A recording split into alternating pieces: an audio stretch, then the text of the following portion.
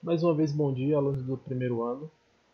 Essa vai ser a nossa segunda mini aula aqui para fazer essa ligação entre o conteúdo do semestre passado, que já está em vídeo no canal, com os conteúdos que eu estou gravando agora das aulas ao vivo no Google Meet, tá bom?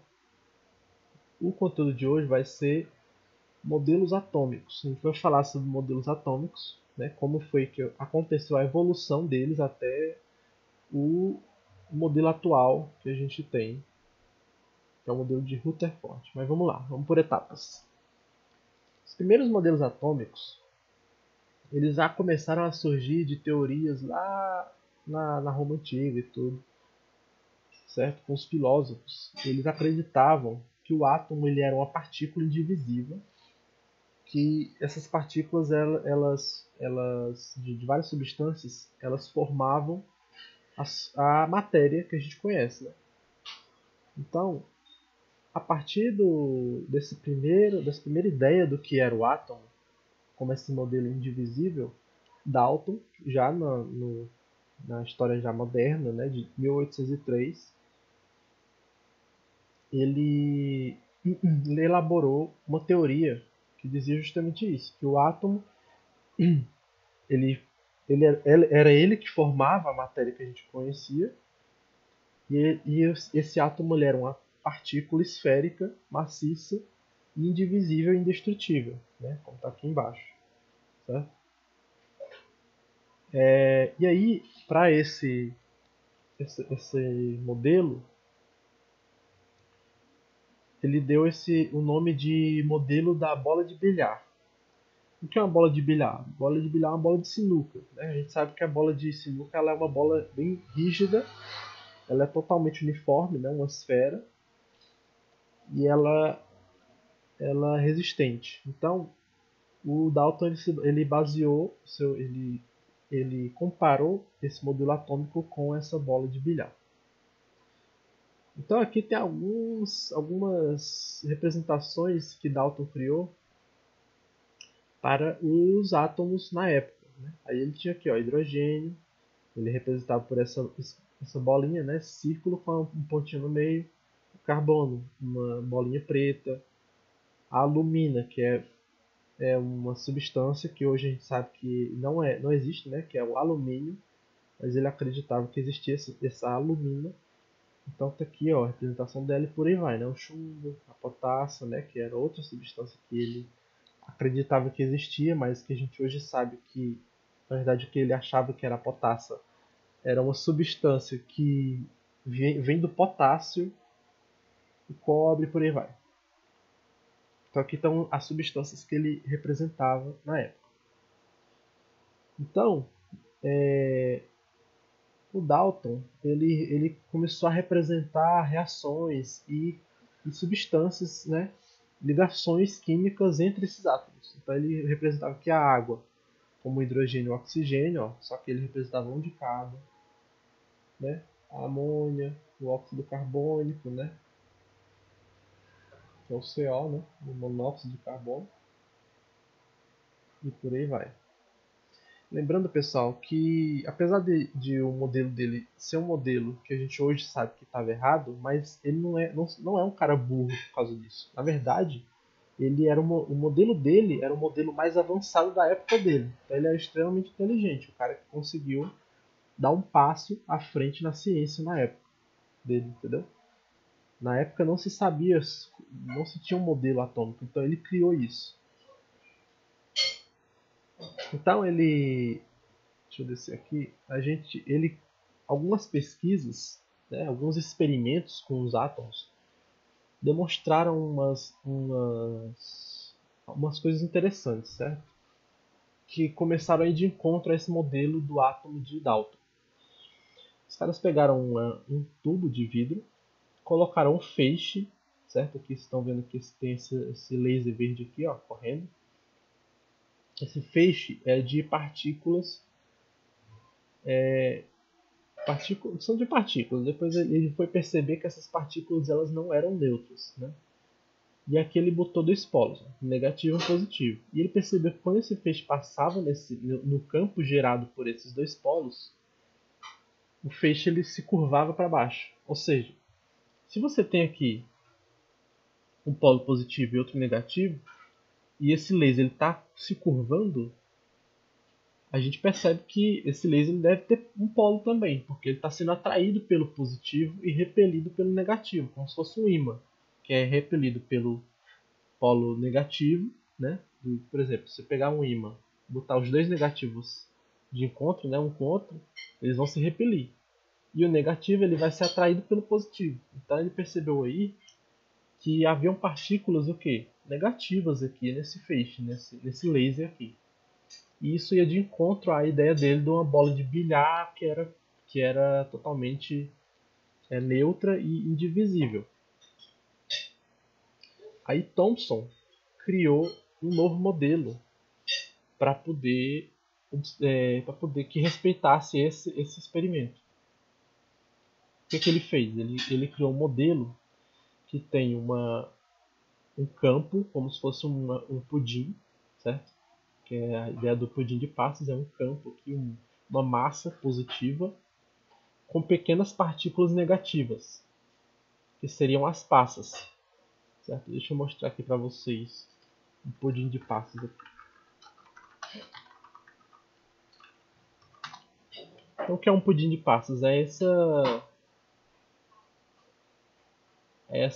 Esse prato aqui, ó, que ele tem a parte do pudim normal e um monte de passas jogado em cima. Então, a parte doce, né, do pudim em si seria a massa positiva e por cima ou por dentro jogado, né, teria vários pontinhos de partículas negativas dentro. Então, o átomo ele não é mais uma coisa indivisível, ele já é uma coisa formada por duas outras coisas, uma massa positiva e as partículas negativas que estão dispersas nessa massa, ok? Então essa é a representação dele, que é a representação que a gente conhece como pudim de passas, que é a massa positiva em cinza e as partículas negativas dispersas. Então, se essas partículas negativas elas fossem atiradas por esse laser aqui, é óbvio que elas seriam repelidas pelo polo negativo e seriam atraídas pelo positivo. Então, era um modelo que respeitava esse experimento. Ok? Mas aí, um outro cara chamado Rutherford, ele fez um outro experimento. O que ele fez? Ele pegou uma caixa com partículas, com material radioativo dentro, ele fez um buraco por onde, só por esse buraco, esse material radioativo conseguiu disparar as partículas que ele dispara, né? As partículas radioativas. Então, o que acontece? Esse feixe de partículas que está saindo da caixa, ele passa por essa redoma aqui e bate numa folha de ouro extremamente fina. Ela só tem dois átomos, alguns átomos de espessura, poucos átomos. E aí ele esperava o quê? Que se como está aqui, ó, se o átomo ele é feito de uma massa de pontos positivos com pequenas partículas negativas, o que ele esperava? Que as partículas elas atravessassem completamente, sem problemas. Estão vendo aqui, ó, que tem um monte de partículas atravessando essa massa, que é só uma massa positiva que não oferece resistência a essas partículas que são neutras. Elas estão passando aqui tranquilamente. E ele achava que era isso que iria acontecer. Ok? Mas aí o que aconteceu na realidade? Ele percebeu que as partículas, algumas atravessavam, muitas atravessavam, na verdade, mas algumas se refletiam para trás e algumas saíam pela lateral, de forma aleatória. Aí ele entendeu que isso daqui não respeitava o modelo do pudim de passas. Então ele criou um outro modelo, que é o modelo que a gente tem hoje, que é um núcleo positivo, que é um núcleo sólido, que ele é bastante resistente, ele não é inquebrável, mas ele é muito resistente. E em volta dele elétrons que são negativos. Então dentro, lá no meio, é positivo e por fora os elétrons eles são negativos. Então esse foi o modelo de Rutherford, que é o modelo que a gente tem ainda hoje, né? Então, qual é a explicação do que ocorreu? Aqui a gente tem o modelo de Rutherford, eu já mostrei o do bolo de passas, que as partículas atravessavam. Então, no modelo de Rutherford, a gente vê o quê? Deixa eu mostrar assim. Aqui a gente tem um núcleo, né? Por fora aqui teriam os elétrons, mas eles não estão sendo representados. O que acontece?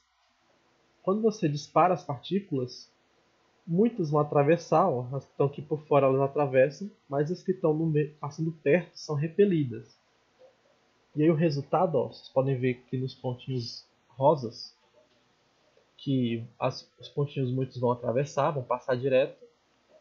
Mas aqui, ó, os que passam muito perto, eles vão ser jogados de lado ou até voltando. Se uma for bem rente com a bolinha amarela, vocês vão ver que ela vai voltar para trás. Ó, voltou uma aqui, ó. Certo? E muitas são jogadas de lado. Voltou outra aqui.